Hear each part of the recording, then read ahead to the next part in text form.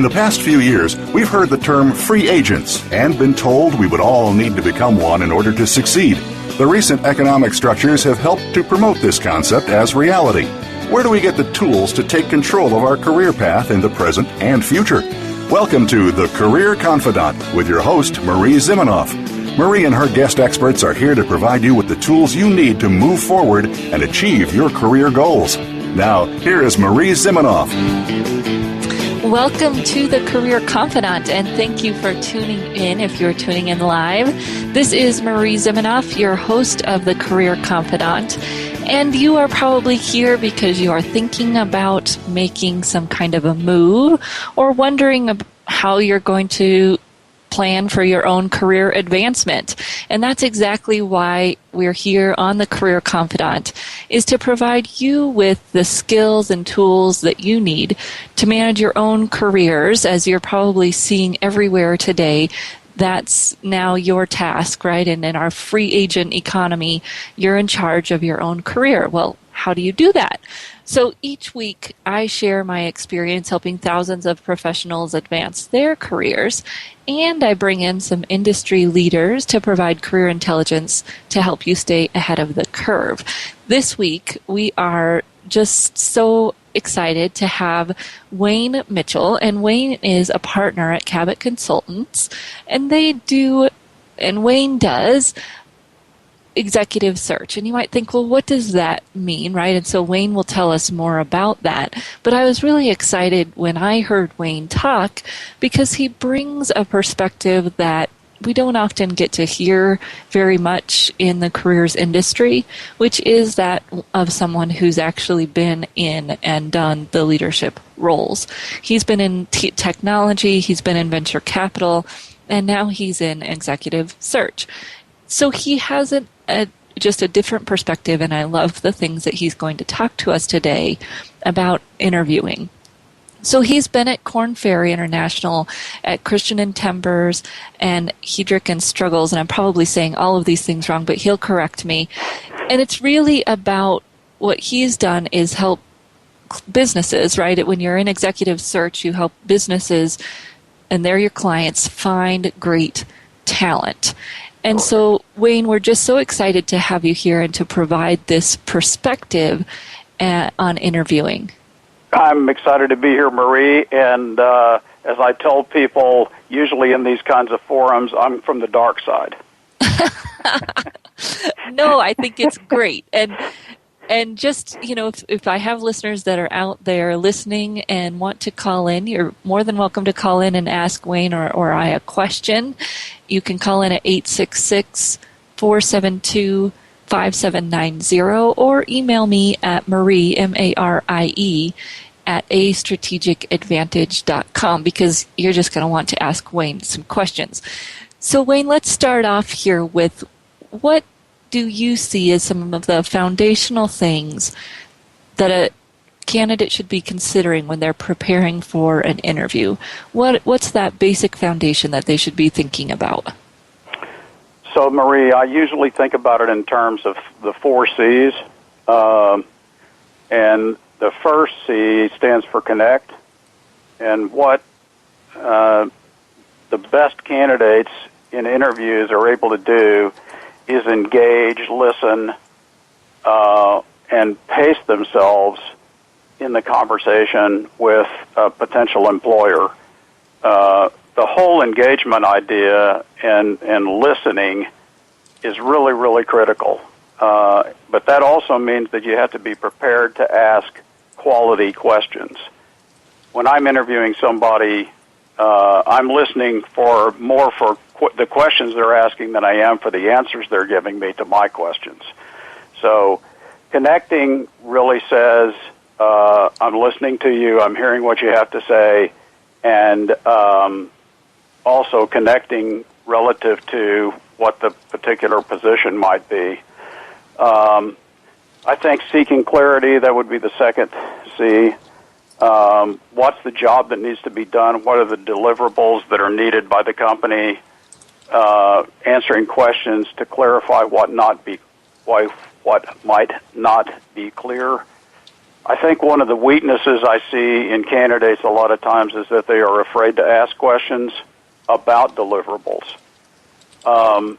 And I think it would be really important if I was sitting on the side of the desk that they are to understand what am I going to be measured on, what am I going to be judged on, what kind of criteria are going to be used to evaluate me.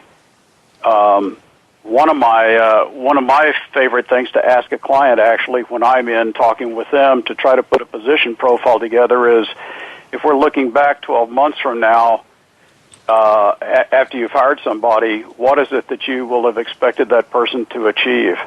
What are the 5 or 6 major goals or deliverables that you expect that they will have achieved? And I think that's a valid question for any candidate to ask, truthfully. Yeah, that's a great one. It is. I mean, at the end of the day, what I'm talking to the clients about is, that's the challenge. What are your challenges that you're trying to get accomplished here with this individual? And that's what most individuals respond to as well, is what are the challenges for the job? That's what they really want to know. If you can ever get the conversation to going to the third C, which is collaboration, how you've done things in the past, how I tackle the job with your company, those kinds of things. If you can ever get to the conversation where it becomes a collaborative conversation, where you're now exchanging ideas and concepts and strategies, that you've hit a home run. I always try to get to that point with anybody that I'm interviewing, and I'm trying to do that by understanding what they know about the industry, what they see as trends, how would they see my particular client fitting into those trends, what questions do they have about the company's strategy. But when you start collaborating, you're exchanging ideas, and you're saying, okay, here's what I've done in the past, here's the kinds of things that have tended to work, and you're talking now about what is it that the company's really trying to achieve. You're talking about what the overall objectives are for the company, and you're talking about strategies, goals, mission, vision, those kinds of esoteric words that we always throw around. But collaboration, really getting it to the point where it's no longer questions and answers per se, it's throwing ideas at each other, and you're now having a dialogue, and you're talking about the problem you're trying to solve for the company. So if a company brought up a particular problem, trying to engage them in a dialogue around that problem that is an exchange of ideas can be incredibly valuable. I think that's a great way to know that you're hitting a home run in the interview. I talk to a lot of people when they leave the interview, and they always tell me, well, I think I did really well. Well, tell me, did you reach the collaboration stage? Were you collaborating with a client, or was it just back and forth, you ask questions, they ask questions, et cetera, et cetera? And when I know they've hit the collaboration stage, I usually get good feedback from the client. Okay. Now, you're not always going to be spot on with the things you're proposing as your ideas, but don't be afraid to share ideas at the end of the day. I mean, be bold. Yeah, and I think that's something that's hard for people, right? They leave the interview and they think, oh, I gave them all my ideas, and that may not necessarily be a bad thing, and it doesn't necessarily mean that they're going to steal all of those ideas and use them, right? Right. I think you're saying there's probably more benefit there than harm. That's really what I am saying. It is much more beneficial to be talking of, if you can get to the idea stage where you're talking about ideas, where you're sharing ideas, where you're not afraid to share ideas. What are you demonstrating there? You're demonstrating that I've got a lot of confidence in myself.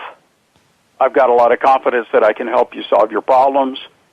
I may not solve the problems the same way I've solved them in the past, but if we can talk through the solutions, if we can talk through what you want solved and come up with some ideas together, that's really what it's all about. That's the kind of place I'd want to work. Yeah. Good. And one more C, I think we've had 3. One more C is closed. You've got to wrap up any conversation in an interview, any interview, with, what are the 3 key selling features and benefits of you against this particular position?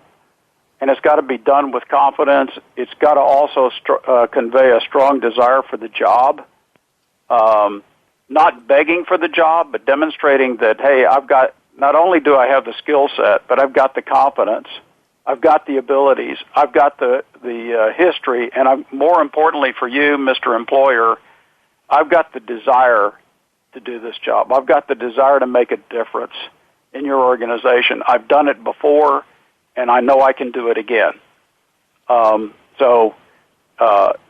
Just to kind of summarize, connecting, clarifying, collaborating, and closing, those are the 4 C's as I see it, so to speak. Okay, good. And, I like that we're talking about, I like the order, because a lot of times I hear people talking about interviews, and really the close is their focus, and although it's important, it comes at the end, right? And when we start the interview off worried about closing versus engaging and clarifying and collaborating, most of the time it doesn't go well, right? When you have a client who's only worried about closing, just like a salesperson who's only worried about closing, it just doesn't go that well. Well, that's exactly right. And for all practical purposes, Marie, you're closing throughout the entire interview. And, yes. And I think, one of the questions you asked me was, how are the first, second, and third interviews different? Well, in many ways, the first interview, you might not always get to have as collaborative a conversation as you would like in the first interview, but the goal of the first interview is to get the second one. Yeah. The goal of the second one is to get the third one, which I presume in most cases, the way I see things play out, the first one is most clients, at least that I work with, are trying to understand who the individual is on the other side of the table. They're trying to understand something about their skills, trying to understand whether or not they could do this job, and what kind of homework have they done on our company, what kind of problems do they know we have that we need to try to solve, and then, obviously this close, I've talked about the selling features and the benefits. But the second interview, I've seen this trend happening, especially in the executive ranks, with the second interview where many clients now are giving an executive a problem and saying, we want you to come back and make a presentation to our executive team. And we kind of developed this approach several years ago with a client in North Carolina. And what we encouraged them to do was to give them a real problem, something that they're really going to be dealing with in the role that they're moving into. Have them come in and give a formal presentation with as much information as they've gathered from the first round of interviews, which the first round of interviews in this company was like 8 different people. So gather the information, put it together in a presentation, and come in and be ready to engage in a dialogue with everybody around the table. What it was able to do was give the company the opportunity to see how does this individual interface in a group setting. How do they think on their feet? Because there's going to be questions fired at them over and over again from the floor. And also, it then gives everybody the opportunity to see what level of confidence the candidate has to do the job and whether or not he or she can convince everybody around the table that they are the right person. Yeah. Now, at the end of the day, it was the CEO's responsibility to make the hire, but this particular CEO was very collaborative, and he wanted to get input from his team. Okay. So, well, we'll come back to that, and we'll talk a little bit more about the second and third interview when we get back. We're going to take a short break, but don't go anywhere because I'm sure you're going to want to hear the rest of the insights that Wayne has to provide on the employer side of interviews. So we'll be right back on the Career Confidant.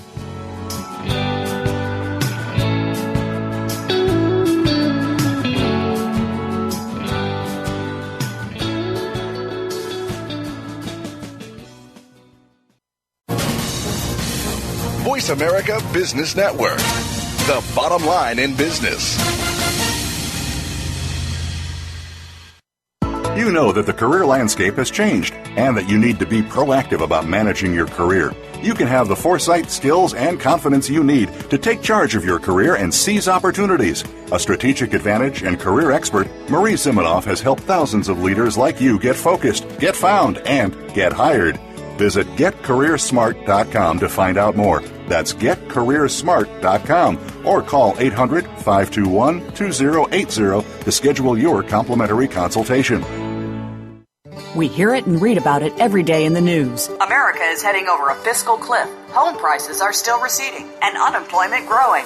How can you preserve and increase your wealth in this kind of economy? Tune in to Turning Hard Times into Good Times with host Jay Taylor. Jay will explain the decline of our monetary system and the economy and will give you winning investment ideas and the tools to protect and increase your wealth. Turning Hard Times into Good Times with Jay Taylor can be heard Tuesdays at 3 p.m. Eastern Time, 12 noon Pacific Time on the Voice America Business Channel. The business community's first choice in Internet Talk Radio. Voice America Business Network.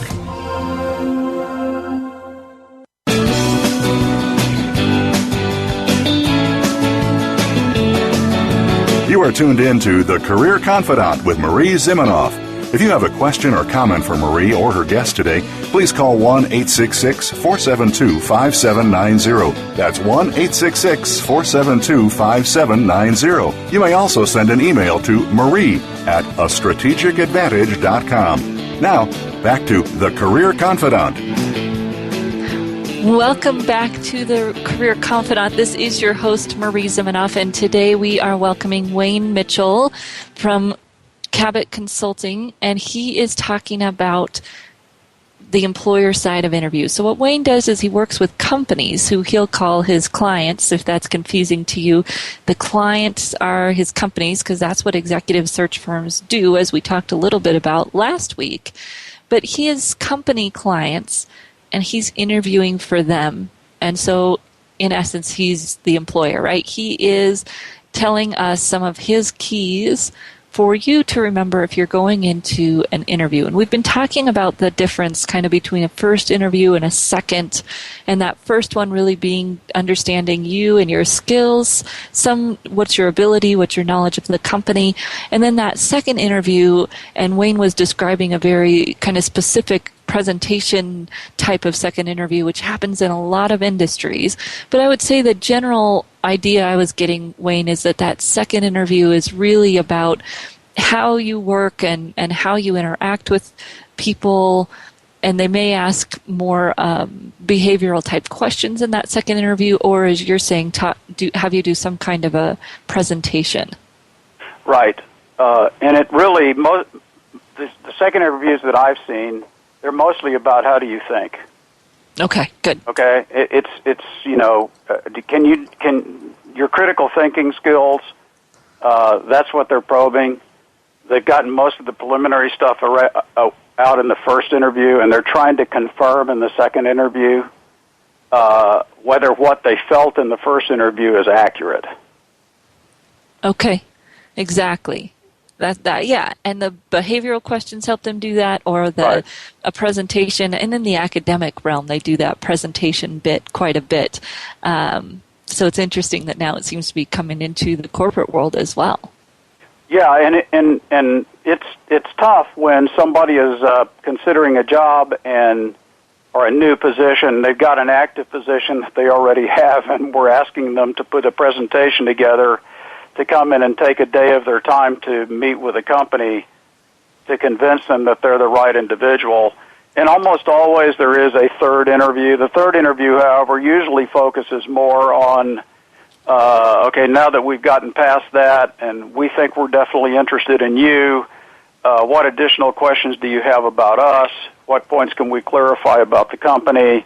Oh, by the way, we want to make you an offer. It might involve the offer negotiation that might have been submitted previously. That's how I see the first, second, and third interviews kind of breaking down, if you will. Okay. So let's talk about one of the biggest stumper of questions, no matter where you are or what type of job you're interviewing for, they always ask some form of, tell me about yourself. Tell us a little bit about how you suggest a candidate approach that tell me about yourself question. I suggest, and I love this question personally. If somebody were to ask me the question, I think you should share something about what you're known for. I think you should share something about your work history. I think you should share something about your personal life. And I think you should share something about your goals and objectives. And that's what I think should be in an answer, tell me about yourself. And it shouldn't last any longer than 2 minutes. If it goes over 2 minutes, you're dead. Yeah, people aren't listening anymore, right? you're not, and you need to be looking at the other individual in the eye the whole time you're talking. The whole passion and sincerity that you have for life needs to come out, but also for just the work that you've done, the career that you've had, all of that needs to come out. You need to demonstrate your pride a little bit. And so I always love to see somebody mix a little bit of humor in there. For instance, when I do my 2-minute pitch, I always tell people that I crammed 4 years of education into 5 years. That usually gets a little bit of a chuckle, but at least they know I have a sense of humor. Yeah. And I think that's important in most situations today. But most companies too are looking for values today. They're really strong and focused on the values that somebody brings. But I'm not a big advocate of somebody sitting there and saying, well, look, these are my values, 1, 2, 3, 4. Honesty, integrity. So save that for answering questions and proving it in some of the examples that you give of problems you solved. You don't have to cover that in the 2-minute, tell me about yourself. Yeah, because it always kind of sounds, it's just what I say when I tell people about strengths, right? It's nice to have a list, but everybody's going to have a list, and they have very similar lists, so some kind of story or way to prove those strengths or values goes a lot further. Yeah, and again, what are you known for? What is your reputation? But not a trite answer, not trite words here. We're talking about something you've really genuinely asked other people. You sought their input, people that you worked with, people that you worked for, people who worked for you. You've really asked them, what am I known for in our company? What do you think I'm known for in our company? I mean, having a handle on that, I think, is invaluable for anybody, and you can really use it effectively in a question like this. Yeah. Well, and it kind of goes along with last week we had Jared Reddick on the line, and he used to also work with executive search, retained search firms. And he was talking a little bit about, to stand out today and to be called upon by someone like him or what he used to do, that idea of kind of being a subject matter expert and really knowing and developing and some way getting visible in that area of expertise. And if you're doing that already, then this answer becomes really easy, right? It's all in that same line. It's all on the same page. Really, this is not a hard question if you've got your act together. If you don't have your act together, it's a hard question. Yeah. Matter of fact, I teach a class on Monday nights, and the subject tonight is going to be one of those things, tell me about yourself. It's going to be, how do you answer this question? And so we'll start out asking people to tell us about themselves without having any guidelines.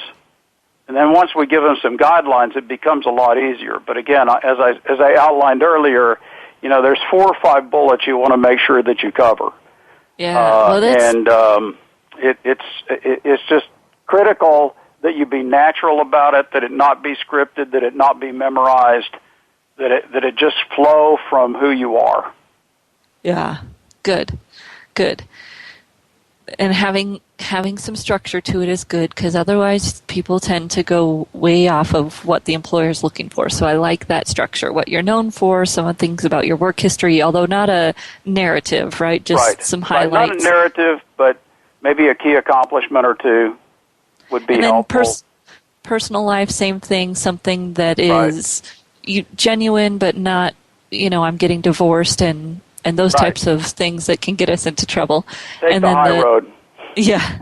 And then the goals and objectives. And I always like to work into that one, why you want to work there in some way, that the question, that answer should give me some insight into why you're here, right? It shouldn't be a total disconnect from the position and or company that you're interviewing at.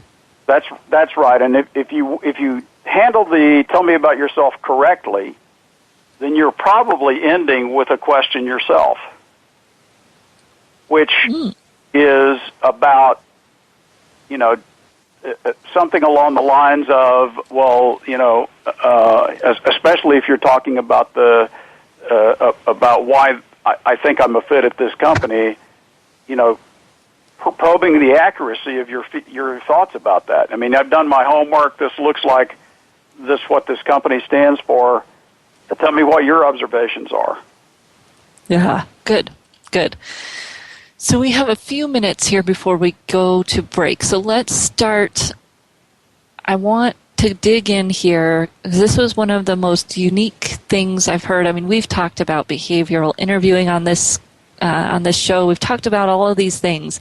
But when I took the session that you gave and you talked about connecting the dots and communication that connected the dots, it was one of those obvious things that you never think about, right? And so just give me kind of a brief introduction here before we go to break about what you mean by communication that connects the dots in that interview. Okay, so what I mean there is that essentially the employer's got some things on their mind that they're looking for in this position. And you have to almost be a sleuth and figure out from the position profile that you've been given, from the conversations that you've had with people, et cetera, what are the dots, what are the boxes they're trying to check for this particular position. So you have to anticipate what is it that they're looking for so that I can represent, if I've got these skills, abilities, I solve these kinds of problems, whatever, that I can connect the dots with them and make sure that it is resonating with them. Now, we might want to talk a little, I don't know how close we are to the break, but we can get into more specifics, Marie. So this was different for me because I think that when we go into an interview, oftentimes we're very focused on what we've done.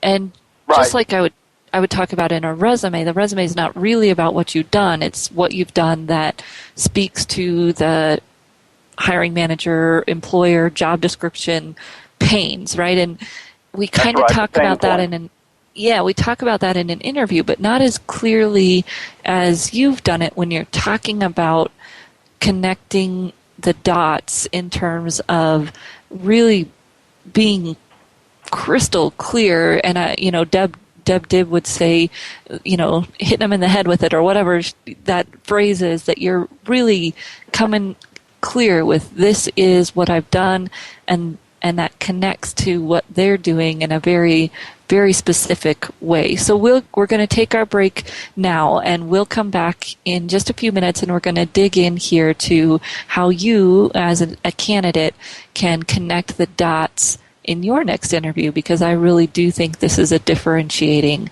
idea. So we'll take a break, and we'll be back in just a few minutes.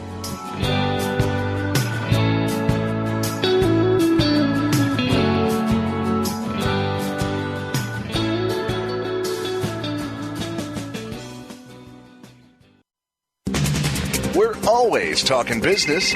Talk to an expert.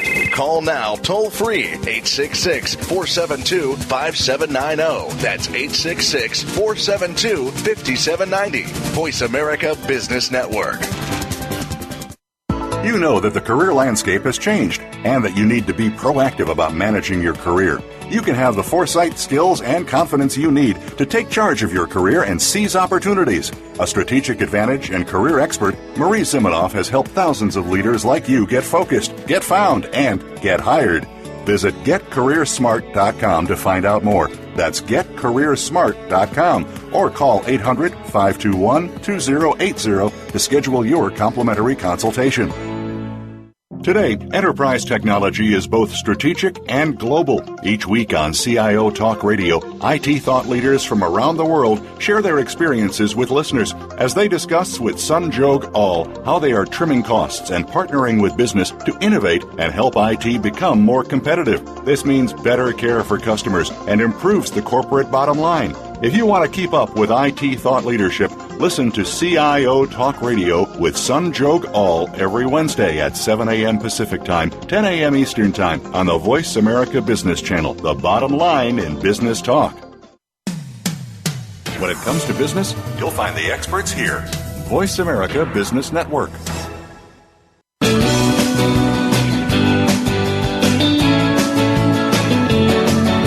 You are tuned in to The Career Confidant with Marie Zimenoff.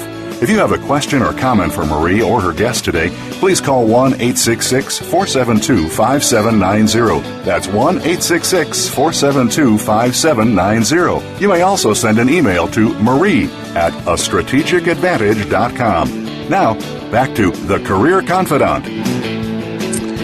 Well, welcome back to The Career Confidant, and we are just going a mile a minute here, talking to Wayne Mitchell about interviewing and the employer's perspective of that. So we've talked a little bit about first, second, third interviews and the basis of your foundation for your interview, what you want to be thinking about. We just got done talking about tell me about yourself, and Wayne's great advice around that being the four things you want to touch on, what you're known for, right? What's that brand? What's your subject matter expertise? Work history, highlights, not a narrative. Something about your personal life. I like to, think of that as something that might be even relevant to the business or something that's differentiating, interesting about you, not that you're getting divorced or any of those things. And then some kind of goals or objectives, why you want to work there. So then we've moved into this idea around communication that connects the dots. And Wayne is going to tell us an example here so that you can get a feeling for what he means by communicating to connect the dots in the interview. Yeah, so this is actually a coaching situation that I had, but I think it conveys the message really clearly. And we'll use Ruth as the woman's name. She had been the first person in her company promoted to become a production leader. It was a big company, and I don't remember how I got involved in coaching her, but I do remember one of the exercises we went through was to have her go back and talk to her superiors, subordinates, et cetera, that I'd mentioned earlier. And when she sat down with one of her superiors said, Irene or Ruth, you won't remember this event, but I specifically sat you next to our boss at a dinner one time, and he asked you what your hobby was. And you said quilting. And he told me afterwards, he said, what's she going to do with quilting? How is that helping us in the company? Like her hobby should be helping. Well, this is the way employers think. Okay, I'm sorry, it is the way employers think. I said, Irene, all you needed to do was make one statement, and I said, why didn't you tell him that you learned so much from quilting about how things are manufactured? How it was enhancing your ability to see what was happening on the manufacturing floor, et cetera, et cetera. And I said, would that have been lying? And she said, absolutely not. there's a place where the dots could have been connected. He walked away thinking that she had no real future in their company, and she really did have a real future, and she got a job where she's actually spreading her wings now and utilizing every bit of her skills and abilities that she always had, but she didn't realize that she needed to represent them more effectively. That's connecting the dots. That's really making it clear to a potential employer that, hey, I have the skills that you need. Here's how they fit. It's like putting a jigsaw puzzle together. I have the pieces that fit this jigsaw puzzle, but the employer doesn't know that. They need to hear that from you. They need to understand how you would connect the dots between their requirements and what you offer. It's always your responsibility, not the employer's, to make that connection. Yeah, and that kind of gets at one of my pet peeves when people talk about transferable skills, and my blood just boils and it's like fingers on a chalkboard, because skills just don't magically transfer, right? What you're talking about is very much an active process that's the responsibility of the job seeker to translate those skills or make it evident how they transfer. It's not this kind of mystical thing that just happens, right? That's right. And again, it is all about connections. It's all about connecting the dots for the employer so that they can clearly see that there's a match. And it's your responsibility as a candidate to do that. It's not the employer's responsibility to necessarily get that out of you. Yeah. And so we talk a lot about stories in the interview, and, I'd love for you to share your kind of perspective on stories in the interview, but then tell us a little bit about the add-on or extras that you talk about when you talk about stories to do that connecting. Okay, so it's embarrassing to me when I sit down with somebody and I ask them, what's the most significant accomplishment you've ever had, and somebody can't tell me. Or if they tell me what the accomplishment is, they can't walk me through what they did first, what did you do next, what did you do next, what were the results, what problem did you solve, what were the actions you took, what were the results that were achieved. And this happens over and over and over again. But I'm looking for career progression. When I interview people, that's one of the things that I look for. Whether it is somebody who's in an individual contributor role, somebody who's been in a leadership role, whatever the case may be, I'm looking for career progression. Where did they start? Where did they go next? Where did they go next? What are they doing now? Okay? Yeah. So a good way to do that, especially using stories, is if you tell a story, what did you learn from the story? What did I learn from this experience that I just shared with you? And how did I apply it in another situation? That's growth. That's demonstrating that I learn from what I do, I apply it other places, and that's what employers get so excited about with candidates. If they can find somebody who really can do that, now you're really connecting some dots. Because I believe that one of the things employers are looking for is how are you going to keep growing throughout your career. And if you're demonstrating right there in front of them that you're doing that because of the accomplishments that you've had and what that's led to in terms of learning and how that learning applied to achieving the next accomplishment, now you're really onto something. I think that can distinguish put one candidate far ahead of anybody else. Yeah. And how you tell the story and how you put together the application in the next for the next accomplishment, how you do all that is how your passion comes out. And that's what I mean by LAP, learn, apply, passion. And so the passion coming out when you're telling the story, the enthusiasm that you feel for what you accomplished and how you applied it in the next opportunity, that is unbeatable. Those are the kinds of people that my clients usually want to be hiring and talking to.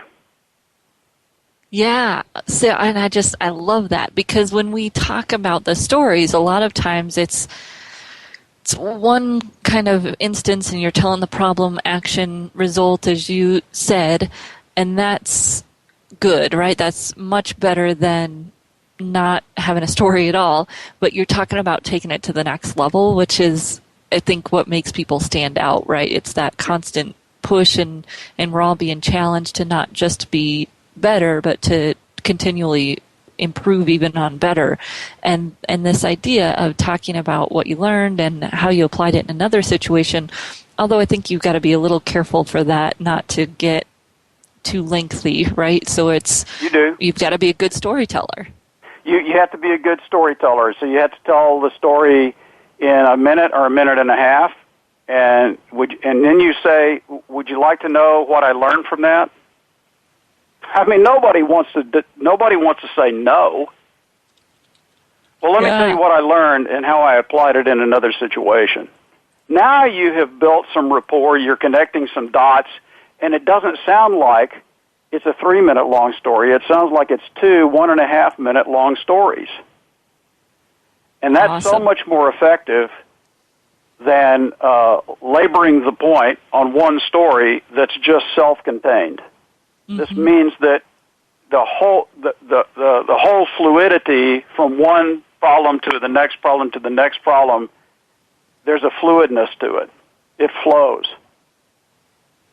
And that also creates that interest, and as you're saying, that interaction, and it also, the passion part, right? I think and I work a lot with engineers, and they hear that word passion, and they go, right, passion, feelings, no. But it's all about enthusiasm, if you like that word better, and that you are into what you do, and that makes you stand out, it makes you memorable, because especially for those of us, and I'll include myself in here, who are introverts, a lot of times that can be a hard thing to demonstrate, right? When you're not an outgoing personality, demonstrating that enthusiasm can be difficult.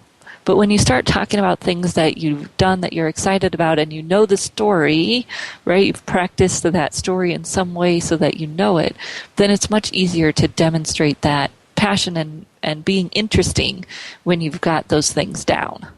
Well, I'll tell you, if a candidate does not tell me what they learned from a problem, solving a problem, I ask it. And it's amazing how many can't answer that question, which is just a crying shame. It really is. So why not anticipate it, make it a positive, and demonstrate career growth, demonstrate that you're a person who likes to learn and grow. That puts you ahead of everybody. It really does, especially if you can do it with passion. Yeah. Well, and I think that's one of the big trends that spurred this show, right? This expectation of the workforce that we are all learning on our own and constantly improving on our own, and that the company's not going to do it anymore. And companies do expect that. And like you said, why not demonstrate it right there in the interview that you can do that, and that you do it on your own, and don't need somebody else to do it for you. Right. So be a self-starter. Yeah. And demonstrate that in a different way than just saying it, right? Right. Yeah, it's easy to say you're a self-starter, but you need to demonstrate that you are. You need to demonstrate that you're a person who's going to learn the rest of your life, because that's what we're all going to have to do. That. Think about how many changes people make in their careers, and just think about how many new phones you've had in the last 10 years.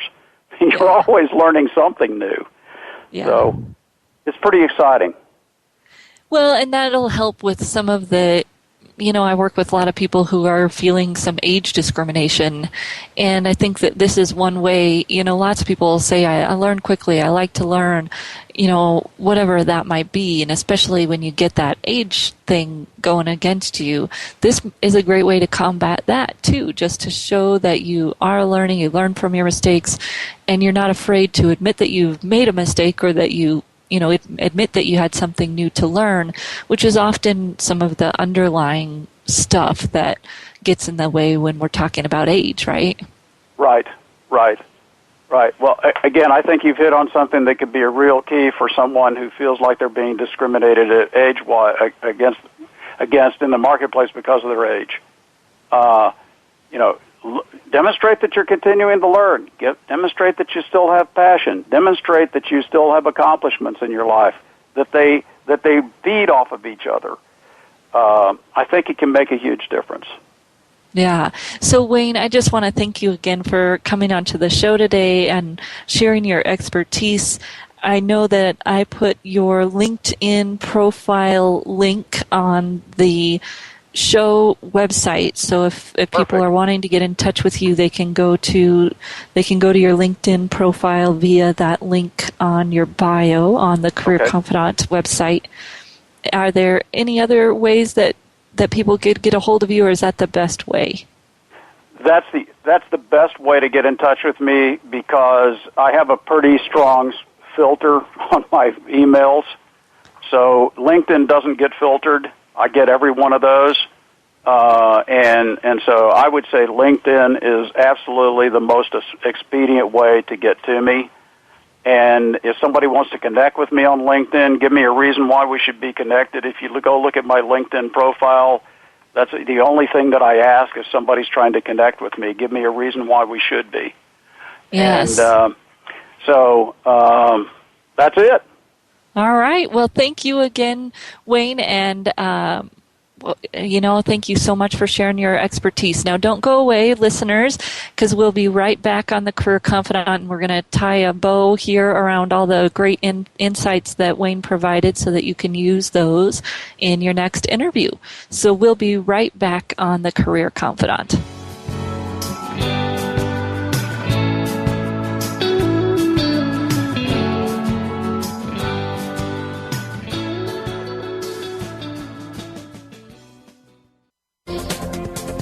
Business community's first choice in Internet Talk Radio, Voice America Business Network.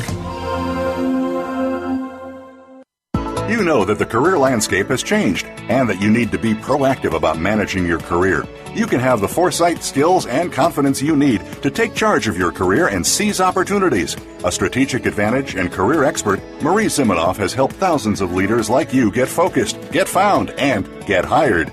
Visit GetCareerSmart.com to find out more. That's GetCareerSmart.com, or call 800-521-2080 to schedule your complimentary consultation.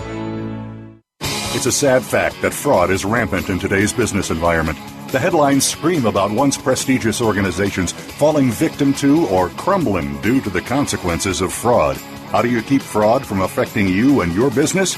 Tune in to Fraud Talk with host Chris Marquet.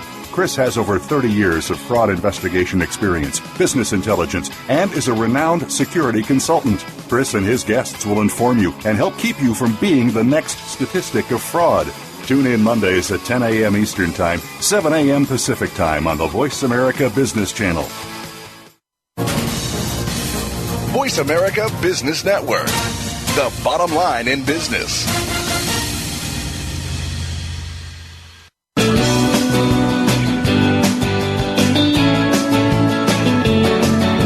You are tuned in to The Career Confidante with Marie Zimenoff.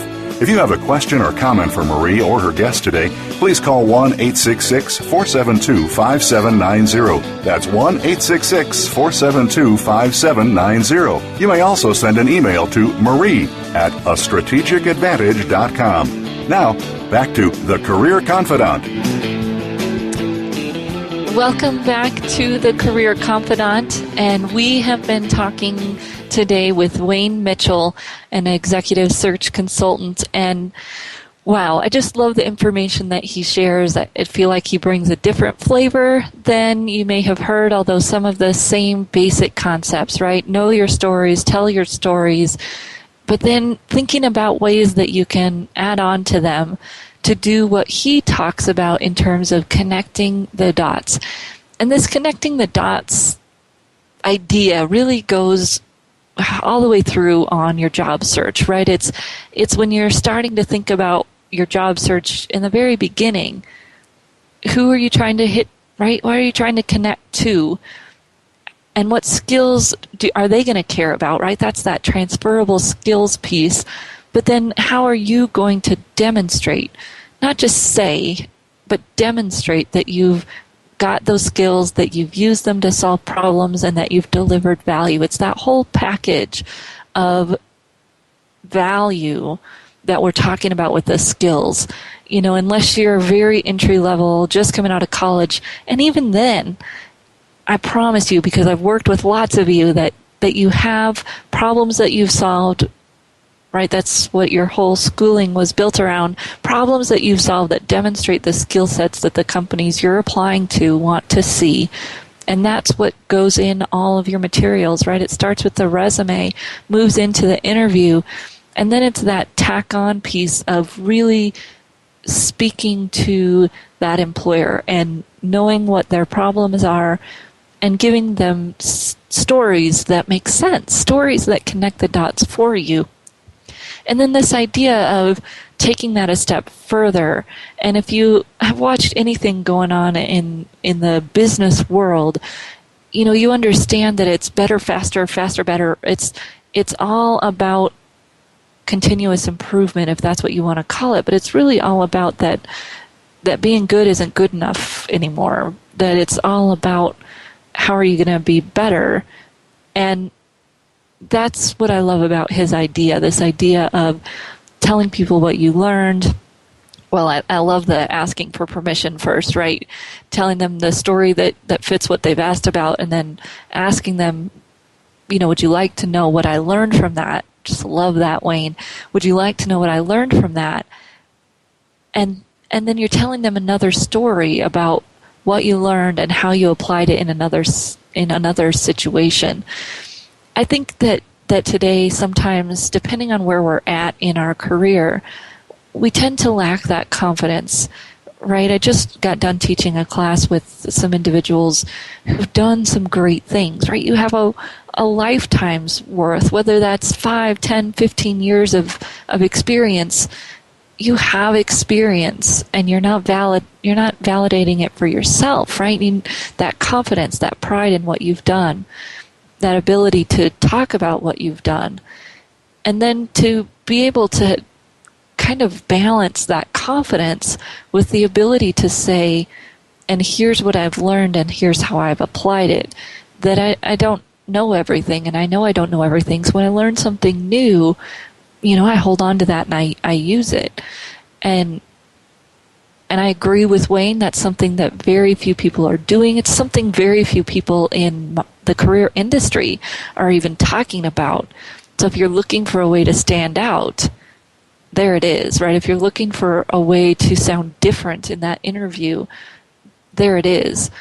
Of course, you got the stories and you're telling the stories, and that makes you sound better and different than a lot of people who are interviewing who are struggling with just that concept. But if you've got that down and you still feel like you're not winning the interviews that you should be winning, take it to the next level and really connecting the dots between what they're looking for, what their problems are, and what you've done, and then demonstrating that ability to learn and apply, and demonstrating your passion, not just for what you've done, but for solving the problems, and your interest in doing what that company wants you to do.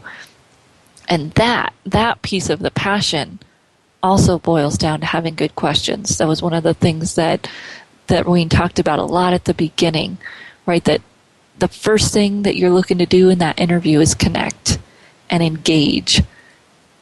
And without questions, without good quality questions, you're not connecting, you're not engaging. You're just all about you. You're just there for you. And that's just not going to work, especially in today's market. Companies are looking for people who share their values, as Wayne said. They're looking for people who can deliver for them. And to be able to deliver for them, you got to know them, right? To be able to deliver for them, you got to know why you're there. And all of those things mean that you're going to have to ask good questions in that interview. He gave a great question, right? Looking back 12 months, if I were to take this position, what would you have expected for me to achieve? What are 5 to 6 things? And 5 to 6 may be a bit much if you feel like that's a bit much for you, or you don't want to put a company on the spot that much, but they should be able to answer it. Just looking back 12 months, what would they expect you to have achieved, to have delivered? It's a great question. And it gives you ammunition for that second interview, right? That second interview when you're really getting into how you work, how you think, how you solve problems. And in that interview, getting to one of the things that Wayne talked about in that collaboration, and not being afraid to share your ideas, and being confident enough to share those ideas, but not so stuck on yourself that you think your ideas are going to win the company their next $1 billion. Right? There's a fine balance there. They might be asking for your ideas for a different reason. And when we're in that situation and we're sharing our ideas, it's got to be collaborative, right? It can't be I'm going to tell you how to do it. That kind of bordering on that other side of confidence, right? You're being collaborative. And if you're being collaborative in that demonstration, it should go over well. So just one story here to close. I had a friend who was interviewing for a position, higher up position in an organization in sales. And the committee had 3 candidates come in. And they hadn't told the candidates any particular thing, but one of the candidates came in and had a 60, 90, 180-day plan. This is what they would do. These are who they would talk to. This is what they would find out. My friend was blown away, right? Awesome. This person's going to be home run. Let's hire him. Everybody else on the interview committee was hesitant. Oh, they were overbearing. They thought they knew everything. They were a know-it-all. The presentation of that plan must not have been collaborative. And that's the difference, right? To take that initiative, to be able to and willing to share your ideas, but focusing on that collaboration so that you know that when you're in that work, the person feels like you would collaborate with them. And that's the end goal, right? So I hope you've learned a lot today from Wayne. Go to the Voice America site and the Career Confidant show page. You've got Wayne's LinkedIn address if you want to connect with him. And, of course, you can always connect with me at Marie, M-A-R-I-E, at astrategicadvantage.com. And we'll see you right back here next week on the Career Confidant.